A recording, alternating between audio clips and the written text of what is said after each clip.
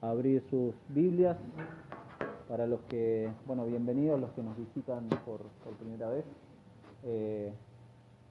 Les contamos que hace ya prácticamente un año estamos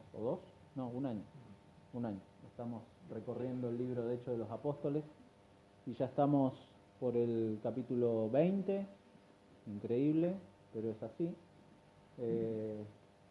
Esta semana hablábamos con el hermano Eduardo, mandaba saludos, pero hablábamos de esto, de qué increíble, ¿no? Haber podido llegar a Hechos 20.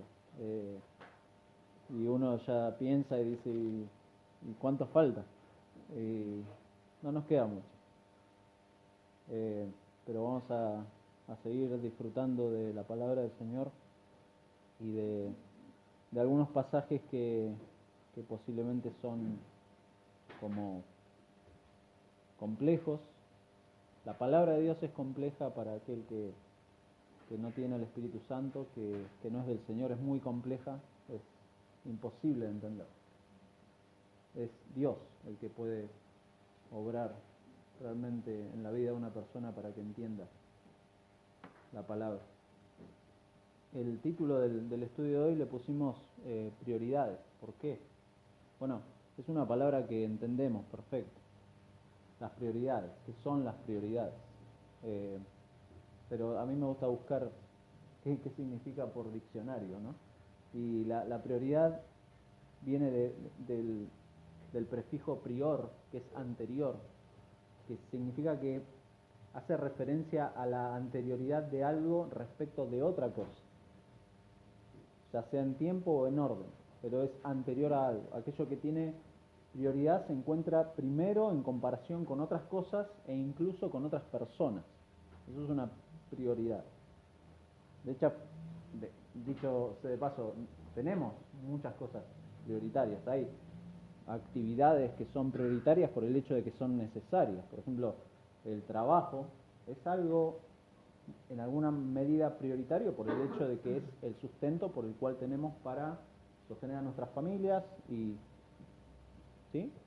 Es prioritario en algún sentido. El Señor nos ha dado no solo la capacidad, sino también esa forma de sostener a nuestras familias, el trabajo. La educación es prioritaria.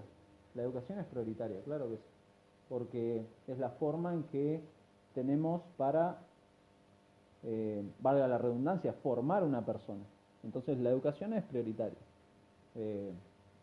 Por eso siempre les decimos a nuestros hijos, estudiar, ¿viste? Nos ponemos así en estudiar. Para el cristiano una actividad como la de hoy, una reunión congregacional, es prioritaria. Es prioritaria.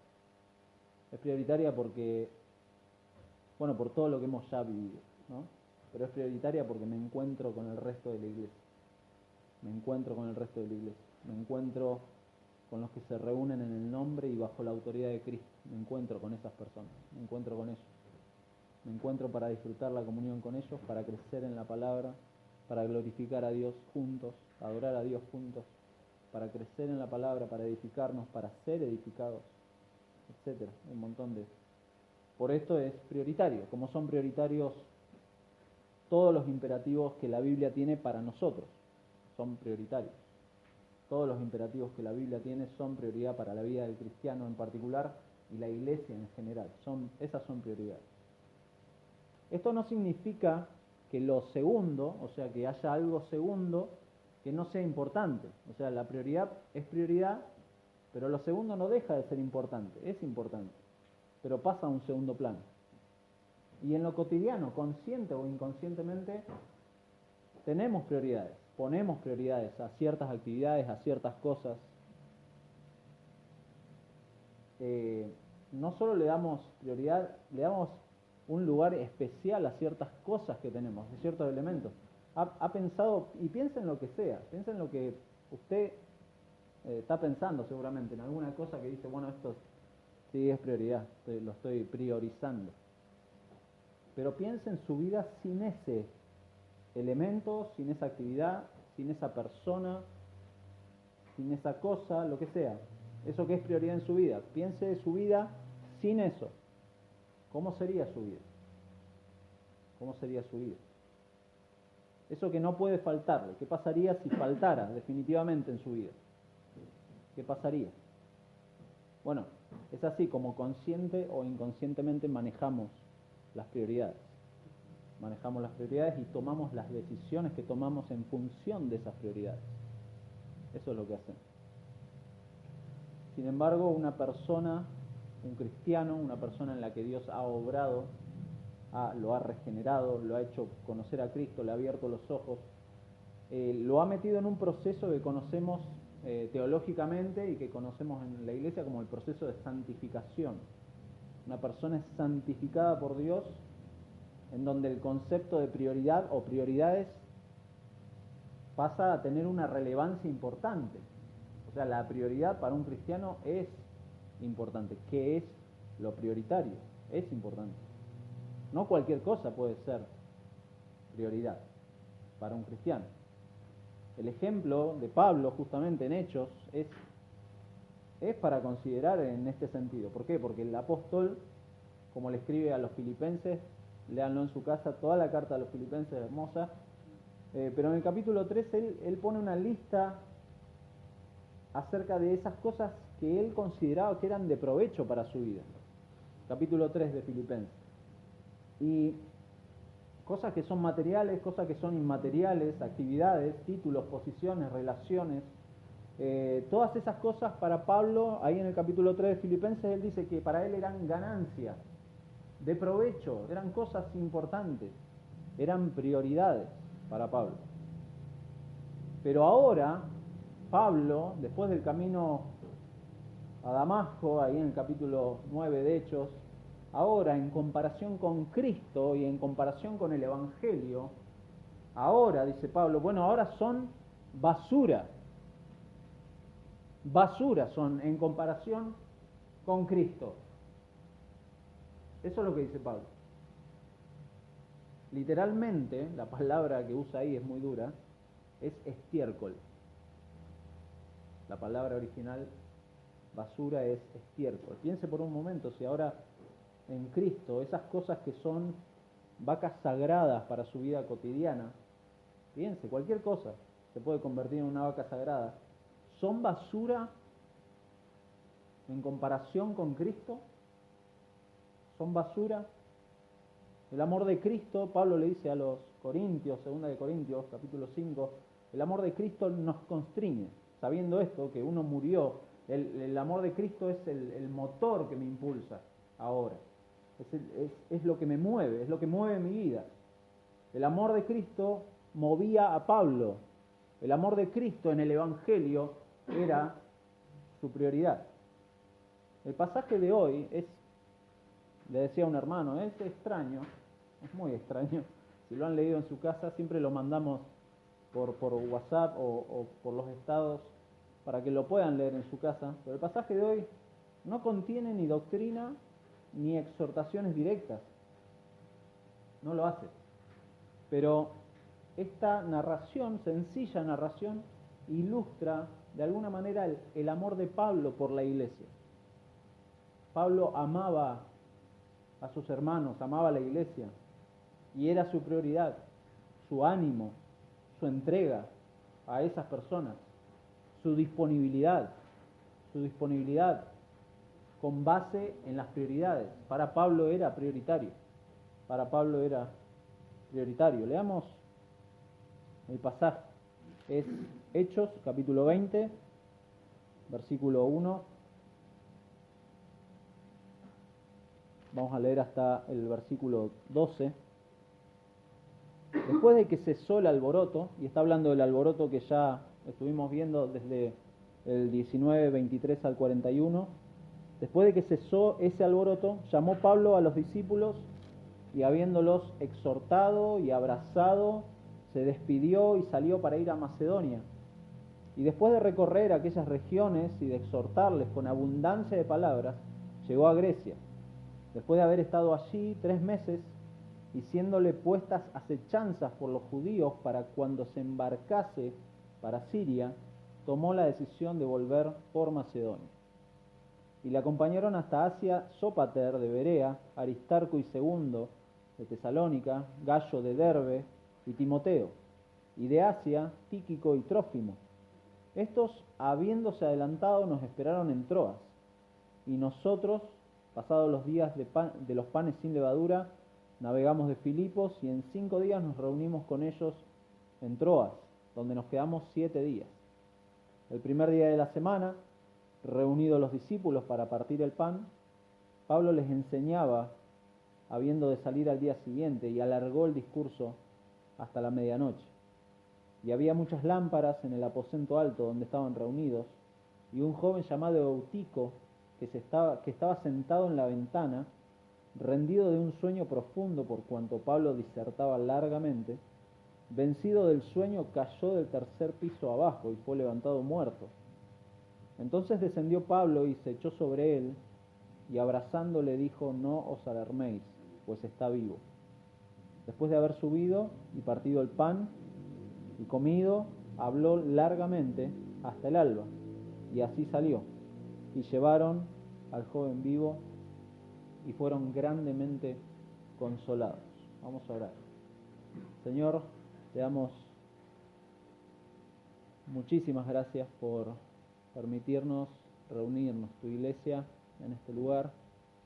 Gracias por los corazones de cada uno de nosotros, por mis hermanos que han podido venir, has cuidado a los hermanos que han venido de San Martín. Gracias por este privilegio, Señor, que tenemos, que alrededor de Cristo, alrededor de tu Evangelio, de su mensaje, Padre, hoy podemos venir a recordar estas verdades, animarnos unos a otros y volver a predicar el Evangelio, porque entendemos y no damos por sentado la condición de los corazones de todos los que estamos reunidos aquí. Señor, sí confiamos, plenamente confiamos en el obrar de tu Espíritu Santo.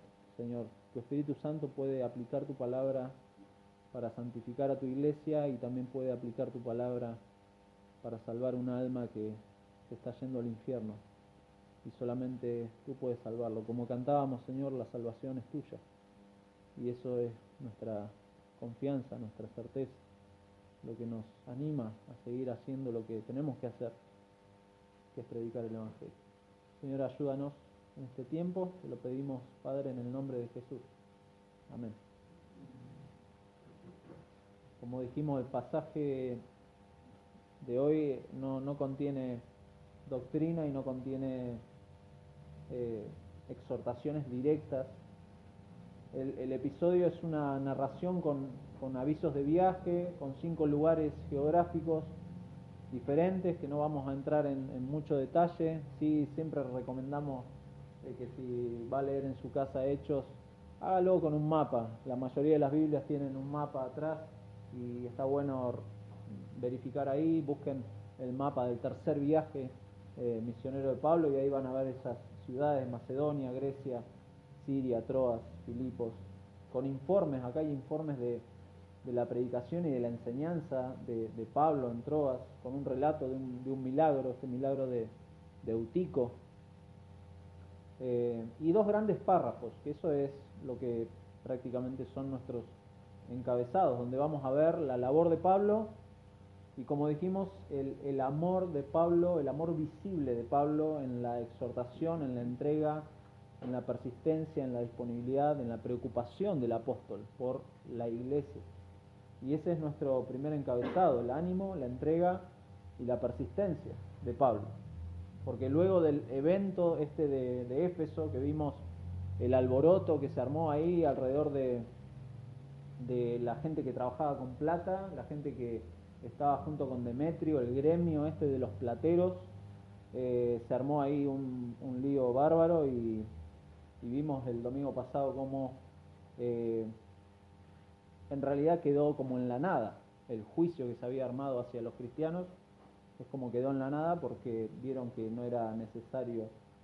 Ahí el escribano decidió, pero ahí retoma el relato y dice: después de que cesó el alboroto.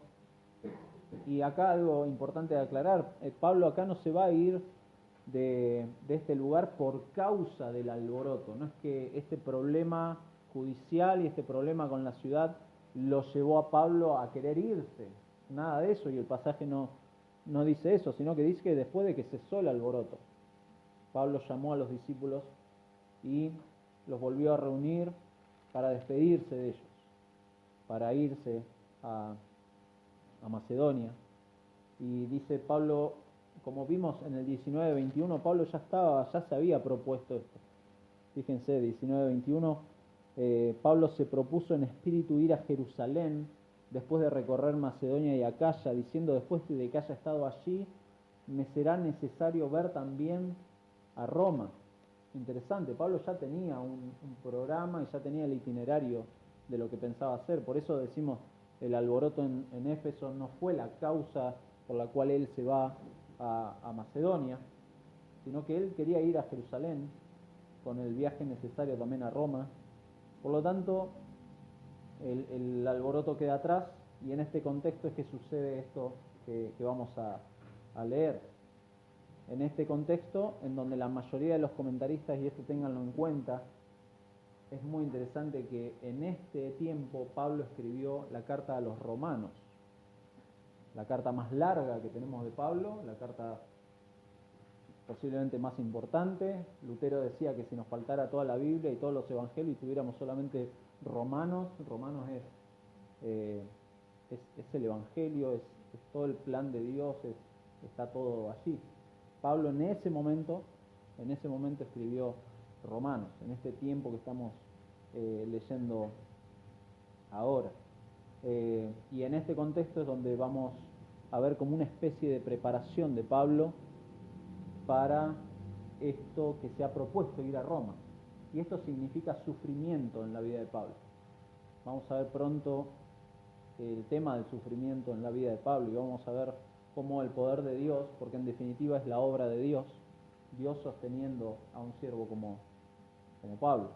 Pero Pablo no perdía el enfoque y no perdía lo que era su prioridad, el Evangelio. Esa era la prioridad de Pablo. Pablo recorre, vemos ahí versos 2 y 3, las regiones de Macedonia, Filipos, Tesalónica, Berea. Son algunas de las ciudades y son algunas de las iglesias que Pablo ha fundado, donde ya ha enseñado, y en esos lugares dice que llevaba exhortación con abundancia de palabras, y esa frase literalmente significa mucha predicación. A algunos no les gusta la mucha predicación, pero es lo que hacía Pablo, y es lo que hacía permanentemente. ¿Por qué? Porque Lucas quiere subrayar que la exhortación y el estímulo y la predicación son los elementos claves de la predicación cristiana, y eso es lo que Pablo hace permanentemente. Les va a decir, fíjense, lo mismo, versículo 20 más adelante, lo mismo, como nada que fuese útil he rehuido de anunciaros y enseñaros públicamente y por las casas. Eso es lo que hacía Pablo, versículo 27, porque no he rehuido anunciaros todo el consejo de Dios. Eso es lo que hacía Pablo. Versículo 31, por tanto, le habla a los pastores, a los ancianos de esas iglesias, velad, acordándoos que por 3 años de noche y de día no he cesado de amonestar con lágrimas a cada uno. Eso es lo que hacía Pablo. Esa era su prioridad, a pesar de los problemas, a pesar de las crisis, a pesar de todo lo que Pablo tuvo que vivir, episodios de persecución, episodios de cárcel, el alboroto de Éfeso que ya vimos. Pablo no cesaba de hacer esto. Era lo que hacía, era lo que hace la iglesia, predicar el Evangelio, predicar a Cristo. Pablo les enseñaba permanentemente todo el consejo de Dios, pero también entregaba su vida. Cuando Silas y Timoteo se reencontraron con Pablo, lo encontraron dando su vida, estaba enfermo con lo que hacía. Lo veían y decían, este hombre está, no sé, algunos dirían, está mal de la cabeza. Pero claro, hombre, si el Evangelio, se le apareció Cristo en el camino a Damasco, ¿cómo si Cristo abrió tus ojos y te mostró el Evangelio, ¿cómo tu vida puede cambiar? ¿Va a cambiar? ¿Va a quedar igual? ¿Tus prioridades van a cambiar? Claro que sí. Y la prioridad de Pablo cambió, su vida cambió. el Evangelio. En 1 Corintios capítulo 9, Pablo dice que golpea su cuerpo y lo pone en servidumbre. Lo pone en servidumbre. Y antes dice, ay de mí si no anunciar el Evangelio. Eso es lo que movía a Pablo, ¿no? No hacía otra cosa y no pensaba en otra cosa. Porque entendía, recién cantábamos, hay un lugar al que mi alma anhela estar. Tremenda canción, La ciudad de Dios. Bueno, eso realmente debería conmover el corazón de un cristiano. Saber que hemos sido rescatados y que vamos a ser llevados a un lugar donde vamos a poder abrazar al Salvador. Eso debería ser no solo conmovernos, sino también debería movernos el piso en esta realidad, en esto temporal. No debería ser igual. Las prioridades deberían cambiar. Y Pablo realmente había considerado todo basura. Y para él era importante seguir predicando el Evangelio, seguir presentando a Cristo. Restarle importancia a la predicación, que es algo que hoy está en boga, ¿no? Tiene lamentablemente resultados trágicos para la vida de uno, para la vida de la iglesia. Sin predicación no hay edificación del cuerpo de Cristo, sin predicación hay una falta de verdadera unidad bíblica, sin predicación hay un imperfecto conocimiento de Cristo. Sí, conozco algunas cosas, pero bueno, así, allá, pum, pum, y no conozco a Cristo y al Evangelio, y eso nos lleva, y es trágico, porque nos lleva a una inmadurez espiritual. La inmadurez espiritual pasa por eso. Lo que da como resultado, Pablo le escribe a los Efesios 4:14, niños fluctuantes, llevados por doquiera de todo viento de doctrina. Eso es lo más trágico, sin duda. Hacer creer a quienes asisten a un lugar que son cristianos. Asumirlo. Sin predicación bíblica, que es lo que le interesaba a Pablo y lo que quería hacer permanentemente, la persona no es confrontada con su pecado. No es confrontada. En oposición a la santidad de Dios. No es confrontada. Y entonces tenemos iglesias llenas de incrédulos organizando eventos para incrédulos. ¿Se da cuenta? Es una cosa. Iglesias llenas de incrédulos organizando eventos para incrédulos. ¿Cuál sería el resultado? No me lo diga, pero piénselo. Piénselo por un momento. ¿Cuál sería? Bueno, lo que vemos hoy.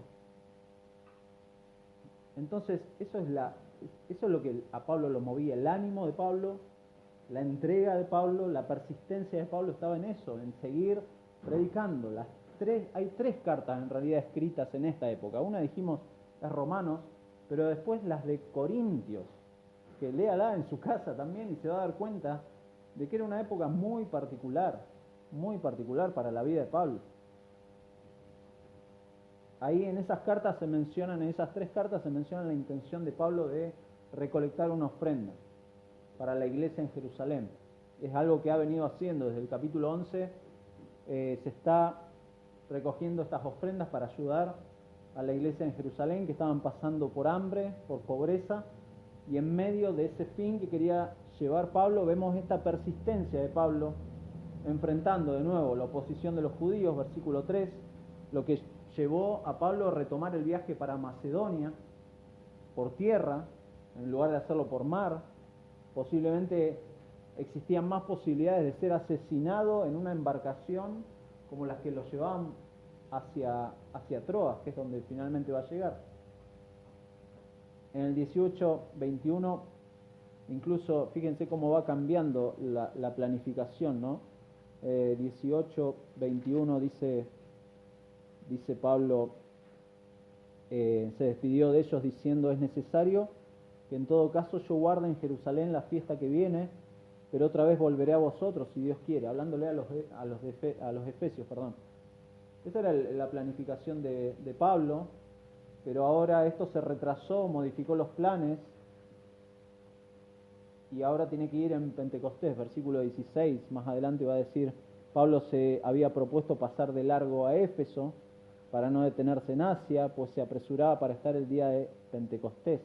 Los planes de Pablo van cambiando, Dios lo va llevando de un lugar a otro, pero este retraso no implica fracaso en la obra, sino que lo que Pablo sigue haciendo es seguir predicando. Por eso decimos, Pablo fue persistente. Lucas acá no da detalles, Lucas, de los eventos, ni establece cronología, pero es interesante cómo menciona a estas personas, versículo 4, a Sópater, a Aristarco, a Segundo, a Gallo, a Timoteo, a Tíquico, a Trófimo, personas que son todas de origen griego, que coincide la mayoría de los comentaristas en que representan a las iglesias de habla griega y posiblemente que representaban a las iglesias que enviaban estas ofrendas. Muy interesante porque son hombres que estuvieron al lado de Pablo y Pablo no podía estar solo, ¿sí? Es también ridículo pensar que una obra como la de Dios la puede hacer un hombre solo. Eso no existe, ¿sí? Hay iglesias que tienen ahí un hombre solo, eso no es así, no es sano, no es sano. Por eso Pablo se rodeaba de estas personas y Dios sostenía a su siervo y Dios incrementaba el número de salvos. Versículos 5 y 6 se reanuda esta sección donde Lucas se incluye. Versículo 5 dice, estos habiéndose adelantado, este grupo de hombres se adelantó y los esperó en Troas, y dice, nos esperaron en Troas. Y luego va a decir, y nosotros, pasados los días de los panes sin levadura, acá Lucas se está incluyendo. O sea, Lucas se encontró posiblemente ahí en Filipos con Pablo para seguir el viaje, para seguir lo que estaban haciendo. A Lucas lo perdimos allá en el capítulo 16, no es que lo perdimos, sino que el relato lo dejó ahí en Filipos. Y entonces aquel grupo de hombres, versículo 4, se adelantaron hasta Troas, mientras Pablo y Lucas, y no sabemos si algún otro hermano, estuvieron algunos días en Filipos para ir después sí a Troas, que es donde nos lleva el siguiente encabezado, que es la disponibilidad y la preocupación de Pablo. ¿Qué era lo que le preocupaba a Pablo? Ya lo hemos dicho, la prioridad, el enfoque que tenía Pablo era la predicación del Evangelio, la edificación de la iglesia, la edificación de los santos, que los cristianos conozcan a Dios y sus vidas se vayan acomodando, sus prioridades vayan cambiando. Eso le preocupaba a Pablo. Luego de describir sus sufrimientos en 2 Corintios capítulo 11, él le dice a la iglesia de Corinto, y además de estas cosas, además de todos los sufrimientos que he sufrido azotes, cárcel, he sufrido en el desierto, de fuera de la iglesia, de dentro de la iglesia, he sufrido, y dado toda una lista tremenda, y además de otras cosas, lo que sobre mí se agolpa cada día, la preocupación por todas las iglesias. Eso le preocupaba a Pablo. Pablo estaba totalmente enfocado y esa era su prioridad, sus hermanos. Y acá vale aclarar eso, eran sus hermanos los que le preocupaban. No le preocupaban las iglesias, los edificios, no le preocupaban los programas, no le preocupaban los ministerios, le preocupaban las personas que crezcan, que conozcan el Evangelio, pero que sigan creciendo en este proceso que dijimos al principio de santificación. Eso le preocupaba a Pablo, esa era su prioridad. No le preocupaban las actividades, tener ciertos ministerios efectivos, ni estrategias para llegar a más gente, no le preocupaba eso. ¿Por qué? Porque confiaba en el poder de Dios y en la soberanía de Dios, en ese sentido. A Pablo le preocupaba hacer lo que tenía que hacer y era seguir predicando el Evangelio. Le importaban las personas, le importaban las ovejas de Cristo. Las ovejas de Cristo. Les va a decir más adelante su preocupación. Le habla a los pastores, versículo 28, de ahí del capítulo 20. Por tanto, mirad por vosotros y por todo el rebaño en que el Espíritu Santo os ha puesto por obispos para apacentar la iglesia del Señor, la cual Él ganó por su propia sangre. Esa es la preocupación de Pablo. Versículo 32, y ahora, hermanos, os encomiendo a Dios y a la palabra de su gracia, que tiene poder para sobreedificaros y daros herencia con todos los santificados. Esa es la preocupación de Pablo. Pablo le preocupa a la iglesia, Pablo le preocupa que ellos estén no solamente aferrados a Dios, sino a la palabra de su gracia, porque él sabe que esa palabra tiene poder para sobreedificar a la iglesia. Es la palabra de Dios y no otra cosa. Y daros herencia con los santificados. Esa es la preocupación de Pablo. En Gálatas, Pablo les escribe a los Gálatas en 4:19, les dice: hijitos míos, por quienes vuelvo a sufrir, y fíjense la imagen que pone, vuelvo a sufrir dolores de parto hasta que Cristo sea formado en vosotros. Él quería eso, él quería que Cristo sea formado en las personas, no que las personas se sumen a un ministerio, que tengamos tremendas actividades y que la gente nos conozca, porque así es la iglesia que organiza tal o tal cosa. No, Cristo tenía que ser formado en las personas. Y Cristo tenía que brillar en ese mundo, en este mundo. ¿Por qué? Porque esa era la preocupación. Eso era lo que quería Pablo. Vuelvo a sufrir dolores de parto. No tengo ni idea qué es eso. Yo no tengo ni idea qué es eso. Alguna mujer que después me explique, por favor, a qué punto de dolor es eso. No tengo ni idea. Y no sé por qué Pablo lo puso, seguramente. Pero ese es lo que quería, era la preocupación. Para eso había sido Pablo llamado y solamente para eso estaba disponible, la disponibilidad de Pablo. Tal es así que vemos a partir de versículos 7 y 8 una descripción de las reuniones en Troas. Lucas da dos detalles interesantes de estas celebraciones de la iglesia primitiva. Una de las cosas es que era el primer día de la semana.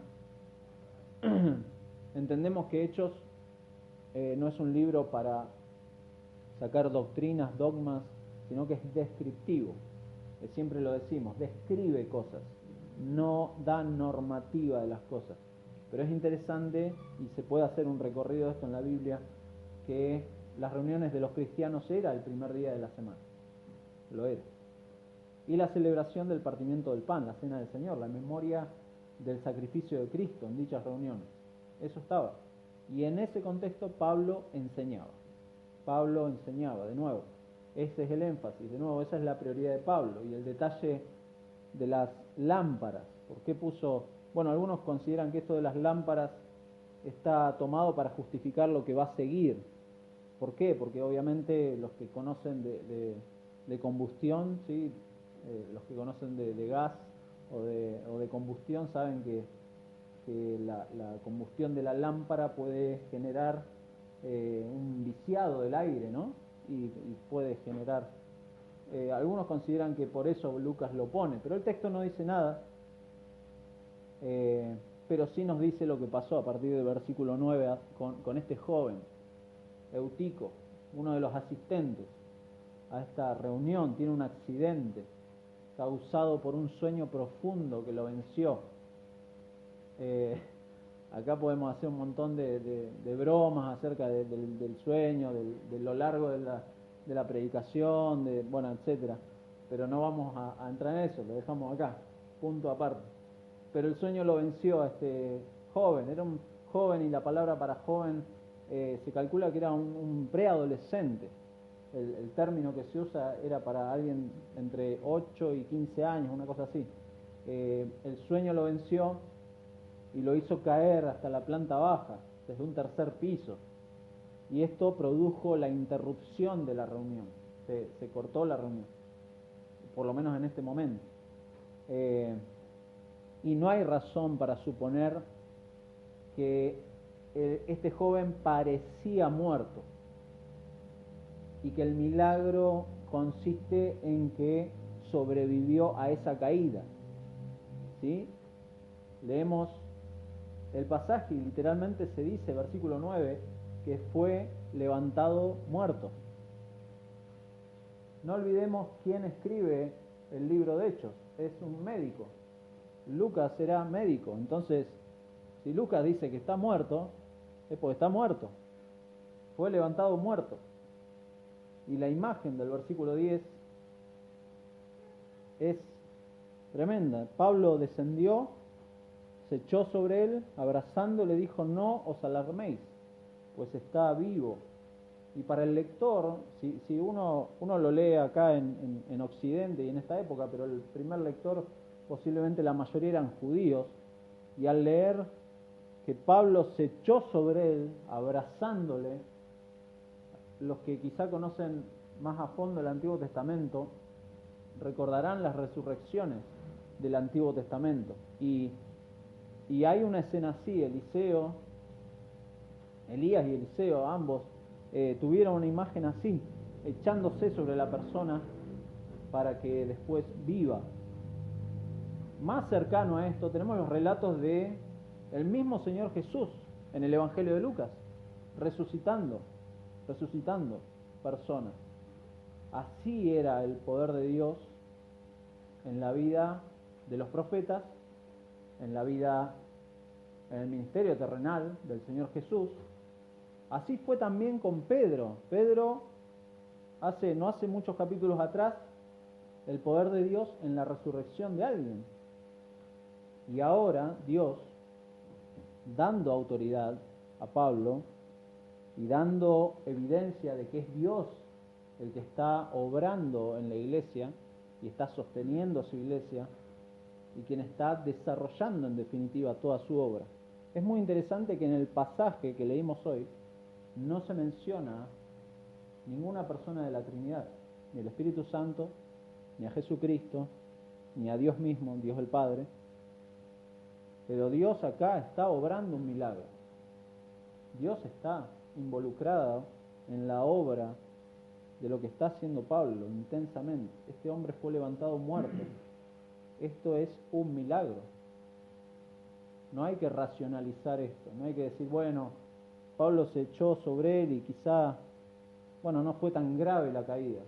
No, fue levantado muerto. Y Dios obró un milagro. Interesante cómo sigue, ¿no? Porque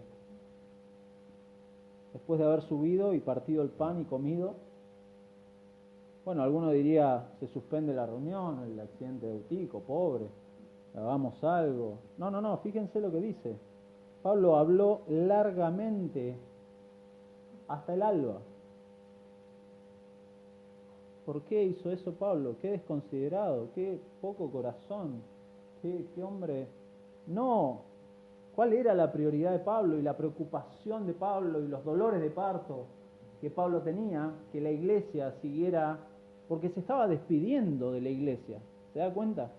Si uno piensa y se pone a pensar, si supieras que es el último día de tu vida, ¿qué mensaje le darías al mundo? ¿Qué mensaje le darías a las personas a las que te vas a despedir? Si tuvieras una enfermedad terminal y supieras cuándo va a ser el último día, ¿qué mensaje le darías? ¿Sonríe, Dios te ama? No. Todo el consejo de Dios, todo el Evangelio, todo. Necesito decirles y hablarles, hubo un accidente, Eutico, Dios lo resucitó, gloria a Dios, sigamos con lo nuestro, porque esto era prioridad, esto era lo que a Pablo lo movía, esto era lo que hacía, era la prioridad, era cumplir su ministerio, era pelear la buena batalla de la fe, era ser testigos del Cristo resucitado. Tal es así que Pablo sigue predicando, enseñando. Como dijimos, en esta época Pablo escribió Romanos. Es muy posible, el pasaje no dice nada, pero algunos comentaristas creen que la enseñanza estaba enfocada en lo que es Romanos. Y si uno piensa en la carta a los Romanos, posiblemente por eso se hizo largo el estudio, porque un estudio de Romanos puede llevar varios meses, y eso es lo que hizo Pablo, habló largo. Algunos ven esa extensión de la carta con la profundidad y con la extensión de esta enseñanza. Acá Lucas, de nuevo, no dice nada, pero prioriza la enseñanza, se asegura que los hermanos tengan las herramientas adecuadas para seguir creciendo. Todo el consejo de Dios. Eso es lo que Pablo quiere. Filipenses capítulo 2, versículos 12 y 13, les dice a la iglesia: por tanto, amados míos, como siempre habéis obedecido, no como en mi presencia solamente, sino mucho más ahora en mi ausencia, ocupaos en vuestra salvación con temor y temblor, porque Dios es el que en vosotros produce así el querer como el hacer por su buena voluntad. Nos encanta que Dios haga en nosotros el querer como el hacer, pero lo que dice antes es importante, hay que ocuparse en nuestra salvación con temor y temblor, hay que seguir creciendo, es responsabilidad del cristiano seguir creciendo, y eso es lo que Pablo hasta el último minuto que está con ellos, eso es lo que hace, y para eso está disponible, largas horas, no le importa. El relato termina con este detalle de que el consuelo recibido no fue menor, fueron grandemente consolados. Llevaron al joven vivo y fueron grandemente consolados. Por lo general, ante un milagro, una persona se asombra o se maravilla. No, acá usa este término, reciben consuelo, porque obviamente no solamente la resurrección de Eutico, sino la enseñanza de la palabra de Dios es consuelo para el cristiano. El Evangelio es consuelo para el cristiano, y esa es la prioridad de Pablo. Ese es el verdadero consuelo del creyente.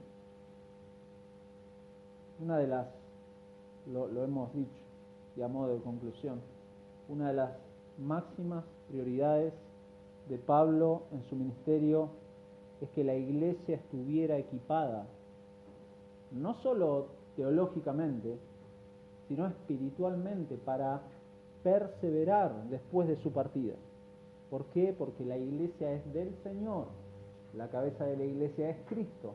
Entonces la ausencia de un hombre como Pablo no podía afectar que la iglesia siguiera creciendo. ¿Por qué? Porque es responsabilidad de cada cristiano seguir creciendo. Muchas veces se le echa la culpa a los pastores o al hermano tal o al hermano cual que no me atiende o que no viene o que esto o que aquello, pero la responsabilidad, si has nacido de nuevo, si has entendido el Evangelio, si Cristo ha transformado tu vida y te ha cambiado las prioridades, entonces, y solo entonces, vas a seguir creciendo. Este es el legado de Pablo. Asegurarse de dejar atrás no un monumento de sí mismo. Pablo no quiere dejar un monumento de sí mismo. Quiere dejar cristianos en un mundo en donde necesitan ver a Dios y la fidelidad de Dios en la vida de esas personas. Eso es lo que quería Pablo. Y también está claro que parte de lo que hace Pablo y de lo que hace este ministerio que él desarrolla con la ayuda de Dios es el compromiso. Tiene un compromiso Pablo de tiempo que le dedica a la gente. ¿Para qué? ¿Para hablar de bueyes perdidos? No, para seguir aprendiendo de su palabra. Para eso estaba Pablo. Pablo acá puede pasar una larga noche en esta ocasión. ¿Importó que Eutico se cayera de la ventana? Sí, porque Pablo bajó, lo abrazó, Dios obró el milagro de resucitarlo, pero siguió enseñando. Y acá no lo dice, ¿no? Pero por decirlo de alguna manera, nadie está pendiente del reloj en esta reunión. Parecería como que hay un hambre de seguir aprendiendo, y eso el cristiano lo entiende perfectamente cuando tiene hambre por su palabra. Están con ansiedad de escuchar, podríamos decir todos, excepto este muchacho que se durmió y sin embargo experimentó la gracia de Dios, ¿no? La gracia de Dios de una manera inusual. Las prioridades de Pablo. La máxima prioridad para cada ser humano que pisa este mundo es mirarse el ombligo. Esa es la prioridad. No así Pablo. Pablo no hacía eso. Pero la máxima prioridad de cada ser humano que pisa este mundo, y esta es una primera conclusión, es mirarse desde Génesis 3. Desde Génesis 3 el ser humano se mira el ombligo, ¿sí? Por resumirlo. Con la entrada del pecado y con cómo afectó el pecado a todo nuestro ser, el ser humano ha tenido como máxima no solo mirarse el ombligo, sino rechazar a Dios. Esa es la máxima. Dar rienda suelta a su condición de pecado y mostrar evidencias claras y deleitarse con los que se deleitan en el pecado. Eso es lo que hace el ser humano. Y así no hablamos solamente de los pecados visibles, ¿sí? Sino que también hablamos del orgullo, del egoísmo, de la centralidad en uno, que son solamente ejemplos, ¿no? Ejemplos de cómo las prioridades del ser humano están enfocadas en sí mismo. Hay un tango que alguna vez lo mencioné y es conocido, Cambalache, y su autor solamente hizo una mirada descriptiva de esas prioridades, solamente una mirada descriptiva de lo que el ser humano es capaz de hacer y de lo que hace en efecto, y de las prioridades que tiene al margen de Dios. El ser humano tiene esas prioridades al margen de Dios. Pero como cristianos, bueno, no nos escandalicemos, ¿sí? Porque siempre miramos a los incrédulos y decimos, qué escándalo. No, la prioridad de nuestro corazón, ¿cuál es la prioridad de nuestro corazón? Rechazamos las cosas de Dios muchas veces. ¿Por qué? Porque no amamos a Dios con todo nuestro ser. De ahí que el problema es un problema de raíz, no es simplemente un cambio de conducta, no es simplemente de actividades, de cosas que hay que hacer o dejar de hacer. Hay un problema de raíz, hay un problema en el corazón, por eso no nos escandalicemos delante de la pecaminosidad de otros cuando tenemos que mirar. Jesús lo dijo, ¿no? Miren la viga, y usó esa imagen tan grotesca de una viga en el ojo. Una viga en el ojo. No nos escandalicemos. ¿Cuál es? El cristiano mira sus prioridades.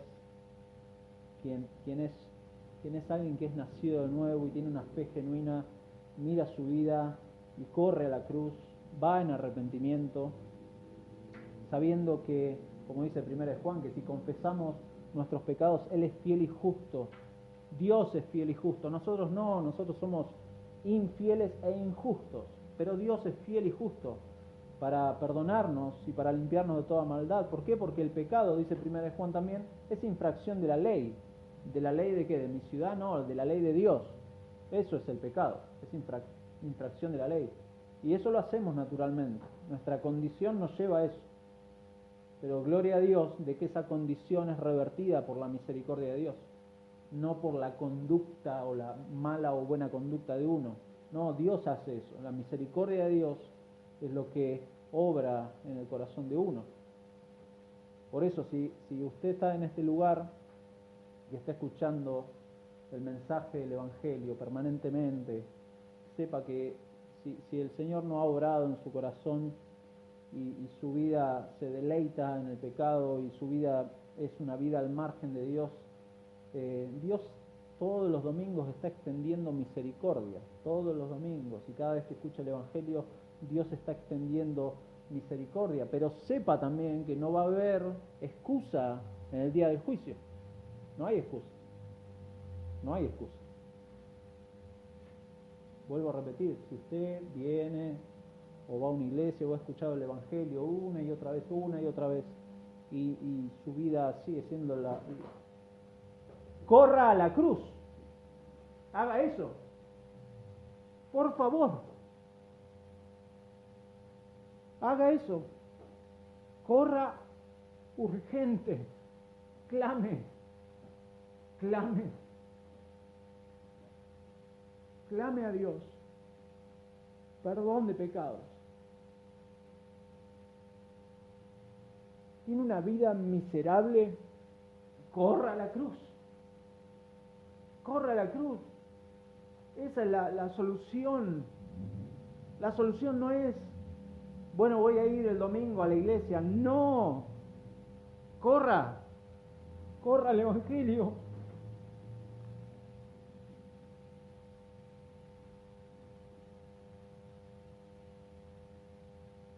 Arrepiéntase, no se da cuenta, arrepiéntase. No pierda tiempo, no pierda tiempo. Ponga en orden sus prioridades. ¿Cuáles son las prioridades de su vida? ¿Cuáles son? ¿Cuáles son las redes sociales? ¿Qué son las prioridades de su vida? ¿Su trabajo?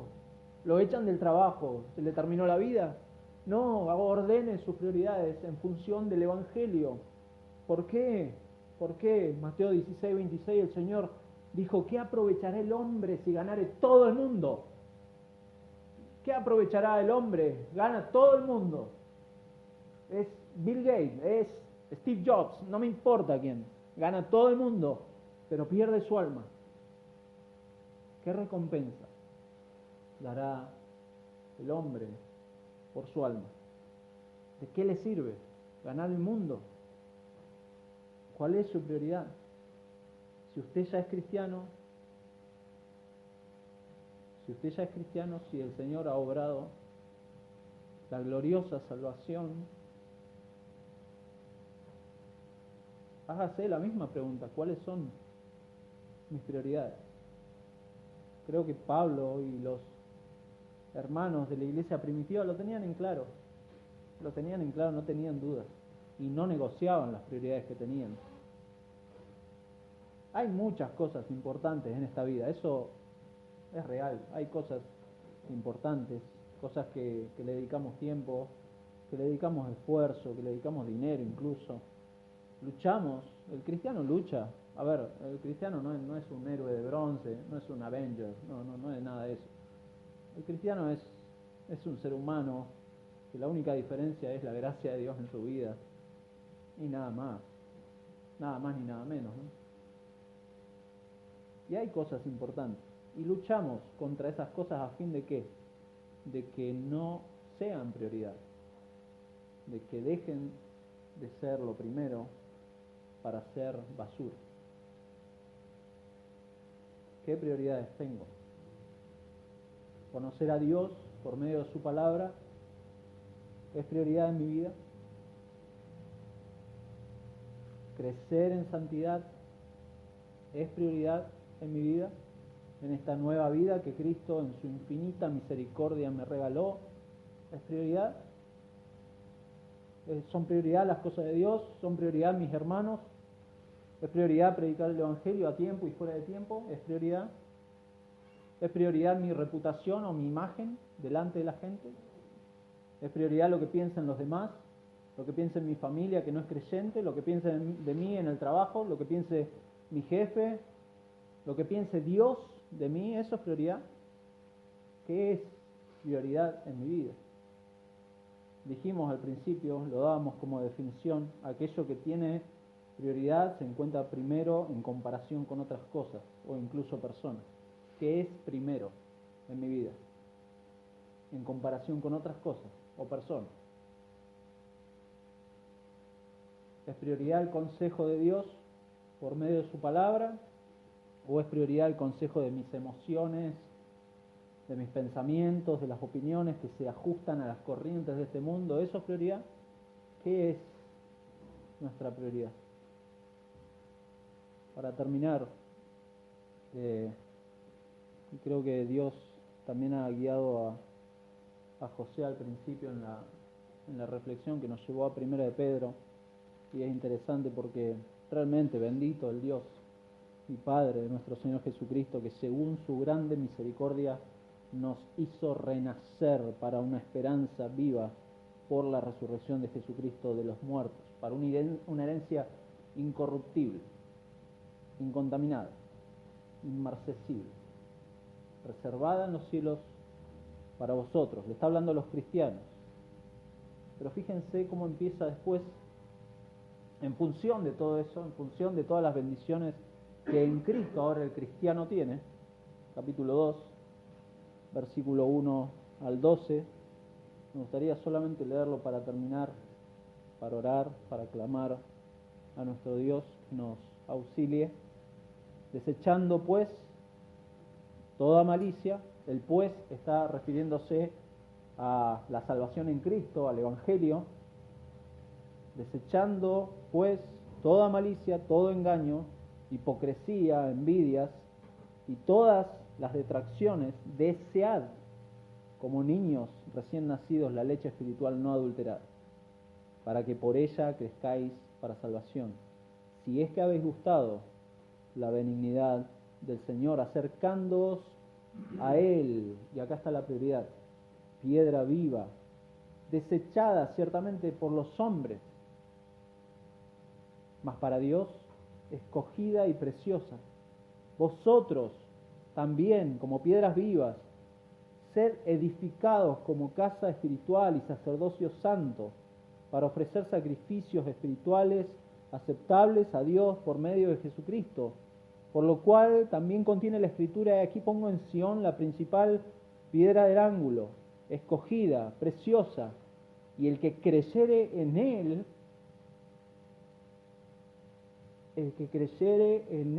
no será avergonzado. ¿Se da cuenta? El que creyere en Él no será avergonzado.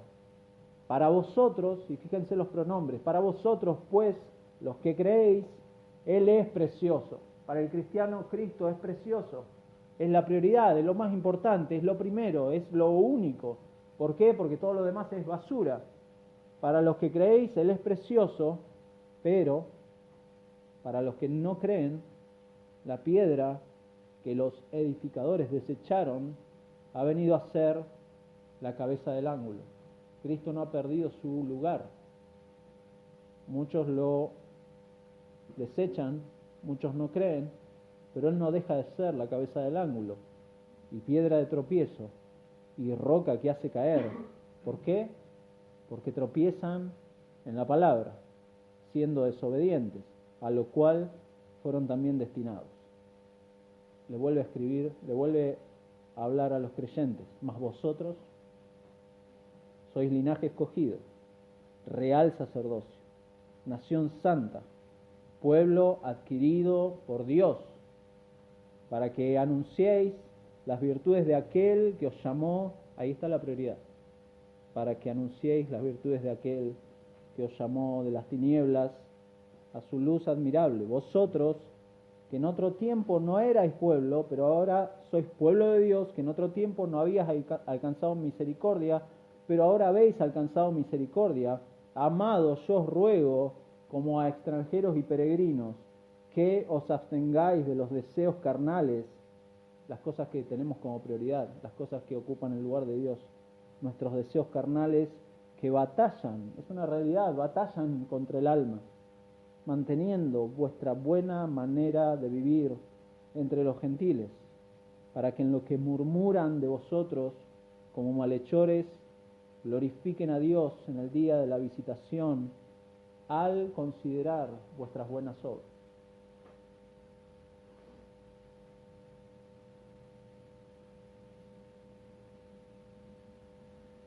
Vamos a orar.